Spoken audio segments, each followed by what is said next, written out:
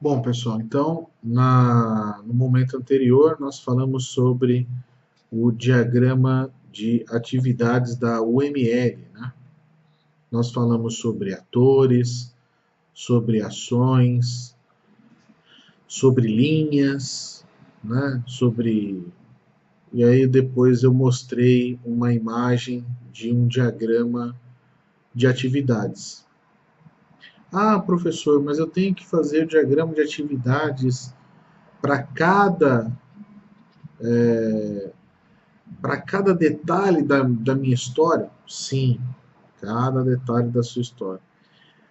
E não pode citar nada que se refira ao sistema que você irá fazer. Tá vendo? Irá fazer, tá no futuro. Então você não pode falar nada que se una ao processo atual do cliente de uma coisa que vai acontecer no futuro. Se no futuro você quiser fazer, né, ou seja, depois que estiver pronto o software, você quiser fazer um novo diagrama de fluxo de atividades junto do seu software, você pode, mas só depois que ele estiver pronto. Enquanto ele não está pronto, você não pode colocar isso dentro do processo do cliente. Então, nesse momento, o que nós estamos escrevendo, o que nós estamos desenhando, é do processo que irá acontecer, né? Então, é sobre o que acontece atual,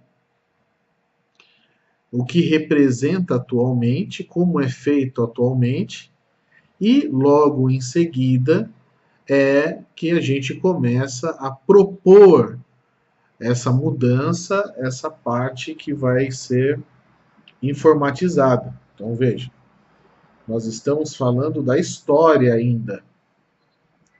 Nós estamos delineando, nós estamos detalhando aquilo que acontece no processo hoje no cliente. Não amanhã e não daqui a 6 meses, é hoje. Então hoje tem o sistema que você vai fazer? Não tem, certo? Então não fala nada, não escreva ele. Ah, mas o cara utiliza uma calculadora para fazer o cálculo do financiamento. Põe a calculadora lá. Ah, mas ele usa o Excel para ajudar na projeção dos valores. Põe o Excel lá.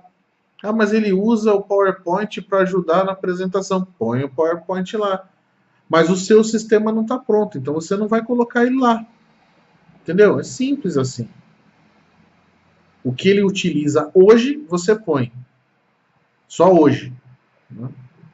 Então, o diagrama de atividades ele vai nortear aquela pessoa que daqui a um tempo vai começar a programar, a desenvolver essa solução, e ele vai ter noção daquele detalhe que você teve todo um trabalho de fazer, né? Lembra lá no começo? O que faz a diferença de um projeto que tem análise de um que não tem análise? É atenção aos detalhes, né? Então você vai ter que ir lá, vai ter que fazer esses detalhes e a pessoa, e isso daí vai motivar quem for fazer isso daí, quem for utilizar esses documentos, esses artefatos lá na frente. Muito bem. Então vão surgir N diagramas de atividades dependendo do tamanho do problema que você está delineando, que você está se propondo a resolver. Agora, e o que vem em seguida do diagrama de atividades? Então perceba que nós escrevemos uma história, que nós desenhamos essa história dentro de diagramas, ou seja, a pessoa talvez não queira ler a história, mas ela vai querer consultar os diagramas, então quando ela consultar esses diagramas, ela vai perceber que houve uma atenção aos detalhes, ela vai entender o processo do cliente, e aí é que vai acontecer o próximo passo. E qual que é esse passo? O que vai acontecer agora? Né?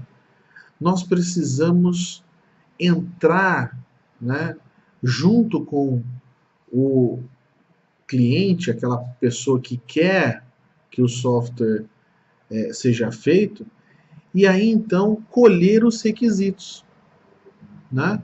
Então nós já temos a história pronta, nós já temos os processos atuais delineados. Agora ele vai falar para nós o que ele quer, né?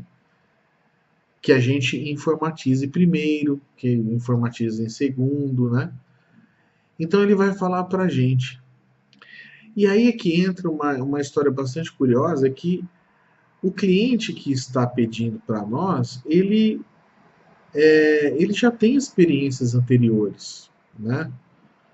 Então ele não vai fazer perguntas infantis, ele não vai passar para a gente uma,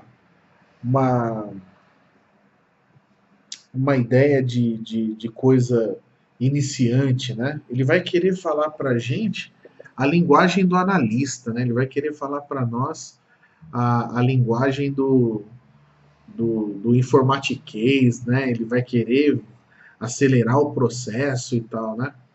E é aí que você tem que se colocar no seu lugar, né? Você não é um iniciante, você é um profissional e o profissional tem que seguir um processo de desenvolvimento, né? Então, a pergunta que fica é: o que são os requisitos, né? O que é essa parte que o cliente vai pedir? Como é que ele vai dizer para nós, né? Bom, basicamente ele vai chegar até nós, conversar com a gente numa reunião que você, analista, propôs para ele, né? E aí ele vai dizer: eu quero que informatize tal processo. Ok, então tal processo vai ser informatizado, né? E como esse processo vai ser informatizado não tem nada a ver com o cliente, é você que vai propor uma solução. Você está entendendo? O cliente não tem que dizer para você que vai necessitar de um cadastro de clientes. Se ele tiver que falar para você que vai precisar de um cadastro de clientes, qual foi o trabalho que você efetuou? Zero. Então, quem vai dizer para o cliente o que ele precisa ter para que aquele processo seja integralmente informatizado é você, né? Então, o que o cliente pode eventualmente falar para você que ele não abre mão ou que ele gostaria que tivesse, por exemplo, seria assim: ah, eu gostaria que as informações dos meus alunos ficassem gravadas, por exemplo. Pode falar isso daí, ou seja, você já sabe que isso daí em algum momento vai acontecer, né? Então, mas você anota aquilo ali.